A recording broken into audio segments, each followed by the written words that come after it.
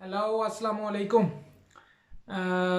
Hope so कि आप लोग इस पेंडेमिक में बिल्कुल खैर वफियत से होंगे, महफूज रहें और अपने घर वालों को महफूज करें, बाहर निकलने से परहेज़ करें। तो आइए शुरू करते हैं आज का लेक्चर। बिस्मिल्लाहिर्रहमानिर्रहीम, अस्सलाम वालेकुम।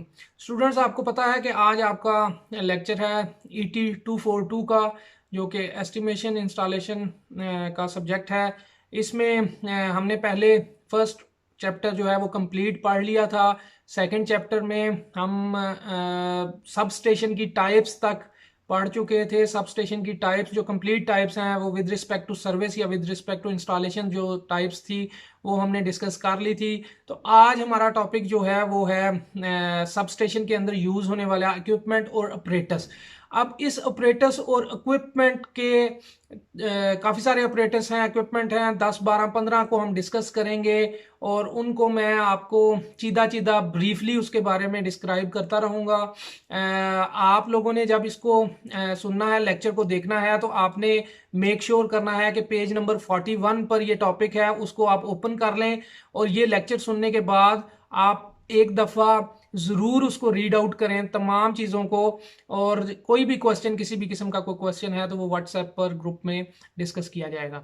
अच्छा, तो आज के टॉपिक की तरफ आते हैं। तो टॉपिक में है हमारे पास equipment and operators used in substation. अब सब स्टेशन में सबसे पहले यूज होता है बस बार। आपको पता है किसी एक जगह से दूसरी जगह इलेक्ट्रिकल सप्लाई को लेके जाने के लिए बस बार यूज होती है। बस बार की डिफरेंट टाइप्स हैं, विद रिस्पेक्ट टू साइज है, विद रिस्पेक्ट टू मटेरियल है।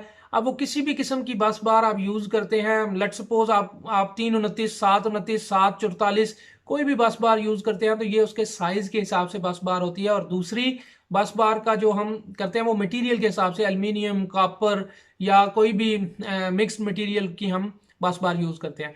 अब मेन बस बार भी हो सकती है, ऑक्सिलरी बस बार भी हो सकती है। मेन बस बार आपको पता है कि मेन सप्लाई को लेकर जाने के लिए, इनपुट या आउटपुट के लिए, और ऑक्सिलरी बस बार एक यूनिट से दूसरे यूनिट को कनेक्ट करने के लिए यूज की जाती है। तो इसके बाद दूसरा हमारे पास है इंसुलेटर्स। इंसुलेटर मटेरियल आपने अक्सर सुना होगा, हम केमिस्ट्री में भी पढ़ते आए हैं कि इंसुलेटर मटेरियल ऐसा होता है मटेरियल जो कि अपने अंदर से करंट को गुजरने नहीं देता। ट्रांसमिशन सिस्टम में या डिस्ट्रीब्यूशन सिस्टम में इंसुलेटर्स वफर मिकदार में यूज किए जाते हैं।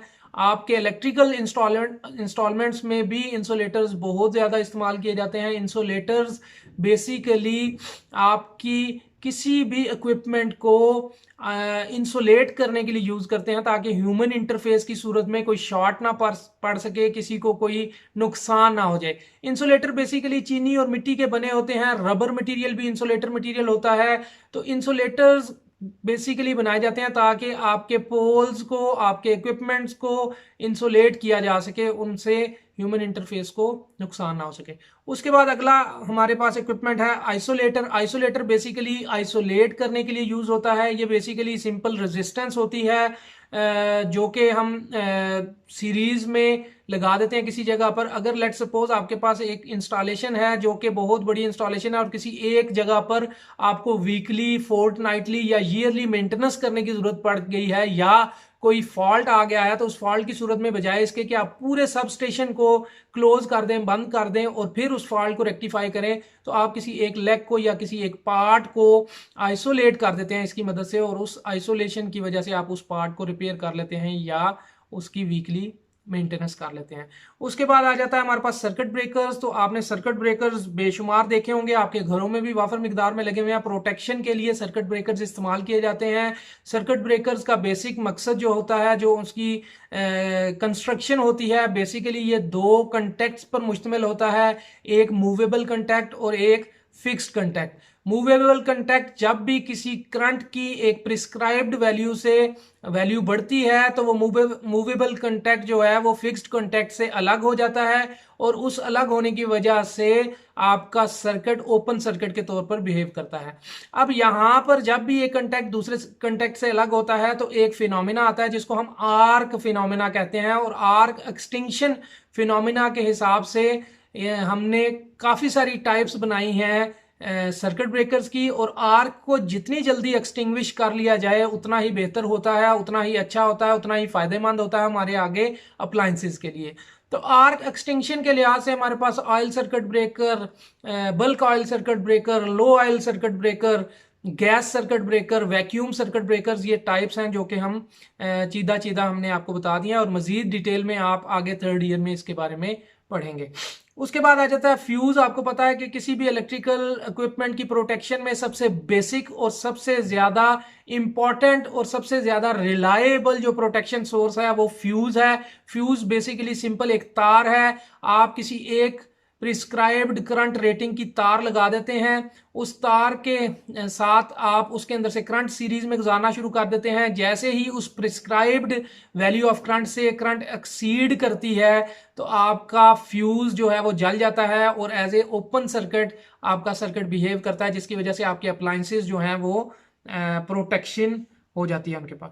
उसके बाद हमारे पास डिफरेंट किस्म के ट्रांसफार्मर्स यूज होते हैं। आपको पता है ट्रांसफार्मर्स की थ्योरी म्यूचुअल इंडक्शन के असूल पर काम करता है। दो कॉइल्स होती हैं, एक प्राइमरी कॉइल एक secondary coil. Number of turns अगर प्राइमरी के कम है सेकेंडरी के ज्यादा है तो स्टेप अप ट्रांसफार्मर, और अगर प्राइमरी के नंबर ऑफ टर्न्स कम है और सेकेंडरी के ज्यादा, या सेकेंडरी के कम और प्राइमरी के ज्यादा, तो वो स्टेप अप या स्टेप डाउन ट्रांसफार्मर के तौर पर काम करता है। इसी तरह आपके सब स्टेशन में काफी सारे ट्रांसफार्मर्स लगे होते हैं, वो वोल्टेज ट्रांसफार्मर्स भी होते हैं, पावर ट्रांसफार्मर्स भी होते हैं, करंट ट्रांसफार्मर्स भी होते हैं। वो एप्लीकेशन के हिसाब से करंट, वोल्टेज या पावर को कम या ज्यादा करने के लिए यूज किए जाते हैं। फिर आपके जो सब स्टेशन होते हैं वहां पर डिफरेंट किस्म के इंडिकेटर्स लगे होते हैं, मीटर्स लगे होते हैं, पैनल्स लगे होते हैं जो कि इंडिकेट कर रहे होते हैं कि आपके सब स्टेशन पर करंट की वैल्यू, वोल्टेज की वैल्यू, पावर फैक्टर की वैल्यू एक प्रिस्क्राइब्ड वैल्यू के अकॉर्डिंगली है या उसमें कुछ थोड़ा बहुत ऊपर नीचे डिफरेंस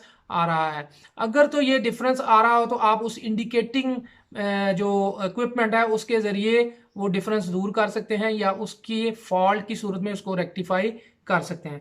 उसके बाद आ जाता है हमारे पास डिफरेंट किस्म के प्रोटेक्टिव रिलेज हैं। रिले आपको पता है एक ऐसा आला है जो कि सेंस करती है अपने इनपुट पर आने वाली करंट को। अगर कोई फ्लक्चुएशन होती है तो वो फ्लक्चुएशन के नतीजे में अपने आउटपुट को मेक या ब्रेक कर देती है। तो बेसिकली डिफरेंट किस्म की release, over current relay, under current relay, thermal temperature की रिले होती है। तो ये तमाम किस्म की रिलेज आपके सब स्टेशन में लगी होती हैं। उसके बाद आ जाता है लाइटिंग अरिस्टर। आपको पता है लाइटिंग अरिस्टर एक ऐसा आला है जो कि आसमानी बिजली से आपके किसी भी इक्विपमेंट को बचाता है। तो ये लाइटिंग अरिस्टर सब स्टेशंस पर और जितनी इंस्टॉलेशंस हैं वहां पर लगाया जाता है जहां पर हाई वोल्टेज हाई करंट पर काम हो रहा होता है। तो ये लाइटिंग अरिस्टर बेसिकली आसमानी बिजली खुदा ना खास्ता गिरने की सूरत में तमाम आसमानी बिजली को बाईपास करके ग्राउंड कर देता है और आपके जितना इक्विपमेंट सब स्टेशन पर लगा होता है उसको नुकसान पहुंचाने से हिफाजत करता है।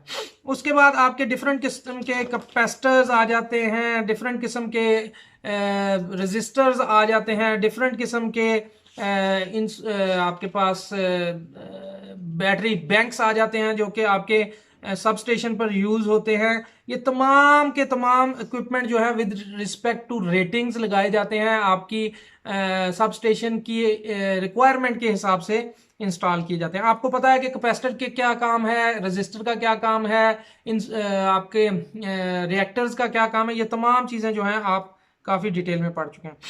अब आगे आते हैं रिएक्टर्स। रिएक्टर जो होती है एक इंडक्टिव कॉइल होती है और ये इंडक्टिव रिएक्टेंस ज्यादा करती है। ये शॉर्ट सर्किट करंट की सूरत में आपके करंट को महदूद करती है और मुजाहमत को बढ़ाती है ताकि आपकी प्रोटेक्शन प्रोवाइड किए जा सके।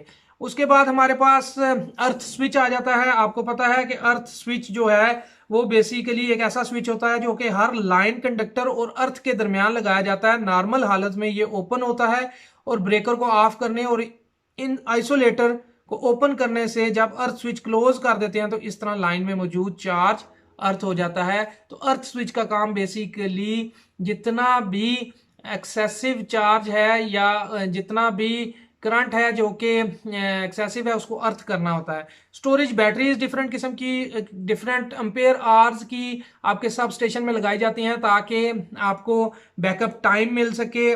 किसी भी पावर कट की सूरत में आपकी बैटरीज जो हैं आपको फौरी तौर पर सप्लाई का तसलसल जारी रखते हैं। वोल्टेज रेगुलेटर्स होते हैं। वोल्टेज रेगुलेटर का काम वोल्टेज को रेगुलेट करना है, एक मखसूस आउटपुट वैल्यू पर रखना है। कुछ पॉजिटिव रेगुलेटर्स भी होते हैं, कुछ नेगेटिव रेगुलेटर्स भी होते हैं। पॉजिटिव रेगुलेटर्स जैसे कि आपने सीरीज सुना होगा 7805, 7809, 7812, ये तमाम 5, 9 और 12 वोल्ट के रेगुलेटर्स हैं। इसी तरह नेगेटिव रेगुलेटर 79 सीरीज है, 7905, 7909, 7912, 5, -5, -9 और -12 वोल्टेज रेगुलेट करता है आउटपुट पर। इसके इनपुट पर डिफरेंट रेंज के इनपुट्स दिए जा सकते हैं और ये आउटपुट पर एक मखसूस वैल्यू ही आपको प्रोवाइड करता है। इसके बाद सब स्टेशन में गैल्वेनाइज्ड स्टील स्ट्रक्चर होते हैं जो कि बेसिकली लगाए जाते हैं कि आपके तमाम इक्विपमेंट को सहारा दिया जा सके, आपके